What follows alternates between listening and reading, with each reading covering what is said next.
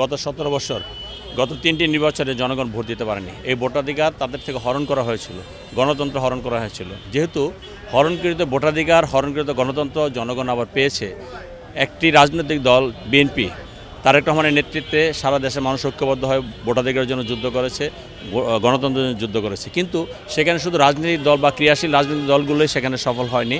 পরবর্তীতে সমস্ত জাতি যখন ঐক্যবদ্ধ হয়েছে, দেশের সমস্ত মানুষ যখন ঐক্যবদ্ধ হয়েছে, আমার ভোট আমি দেবো, যাকে খুশি তাকে দেবো, দীর্ঘদিন ভোট দিতে পারতেছে না, সেই বঞ্চনা থেকে, সেই লাঞ্ছনা থেকে তারা যখন রাজপথে নেমেছে, তখন স্বৈরাচারের পতন হয়েছে। এবং তারপরে দেখেন, এখন যখন তারা মনে করতেছে যে এটা তাদের অধিকার, এই দাবি তারা আদায় করেছে, আদায় করতে গিয়ে তাদের অনেক হয়রানির শিকার হতেছে, জেল খেটেছে, জুলুম খেটেছে, নির্যাতন শিকার হয়েছে, কি হত্যা হয়েছে, গুম হয়েছে, খুন হয়েছে। তো যার কারণে মানুষের কিন্তু এটার প্রতি আকাঙ্ক্ষা বেশি। আপনি যখন একটা জিনিস অর্জন করবেন, সে অর্জনের প্রতি আপনার কিন্তু দরদ থাকবে। এই জন্য আমরা যখন ভোট চাইতে যাই, আমরা যখন এলাকা প্রচারণা যাই, তখন মানুষের ব্যাপক সাড়া পায়। আর সাধারণভাবে মানুষ মনে করে দেশের কল্যাণ মানে বিএনপি, দেশের কল্যাণ মানে বিএনপির প্রার্থী। কাজেই তারা আমাদেরকে ভোট দেওয়ার জন্য মুখিয়ে আছে। আমি বিশ্বাস করি আগামী 12 তারিখে সেই দেশে সেটা জনগণের ভোটের প্রতিফলন ঘটবে বিএনপিকে বিজয়ের মাধ্যমে, এবং বিএনপি যে দেশের কল্যাণে কাজ করে সেটা প্রমাণ হবে 12 তারিখে ইনশাআল্লাহ।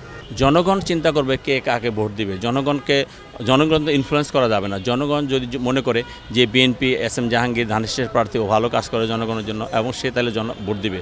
তো সেই ক্ষেত্রে আমাকে ভোট দেওয়ার উদ্দেশ্য হলো যে আমি গত 30 বছর প্রতিটা মানুষের ঘরে ঘরে গিয়েছি। এখানে প্রতিটা ঘরে ঘরে আমার কর্মী আছে, প্রতিটা ঘরে ঘরে আমাদের সমর্থক আছে, এবং যত মহামারী এসেছে, প্রাকৃতিক দুর্যোগ এসেছে, আমি তাদের পাশে ছিলাম।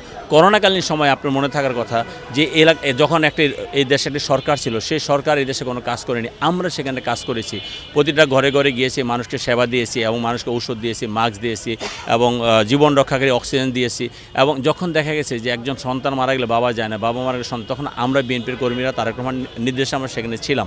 এইভাবে আমরা প্রতিরোধ, যখন ডেঙ্গুর প্রভাব বাড়লো, তখন সেখানে আমরা ডেঙ্গু প্রতিরোধের জন্য যা যা করণীয় আমরা সেটা করলাম। যখন অতিবৃষ্টি, অনাবৃষ্টি, দুই সময় আমরা কাজ করি। তার মানে জনগণ যখন মানুষকে কাছে পায়, যখন যে কোনো কারণে যে কোনো প্রাকৃতিক দুর্যোগের কাছে পায়, তাকে কিন্তু জনগণ মনে রাখে। জনগণ কিন্তু তার সেবাটাকে ভুলে যায় না।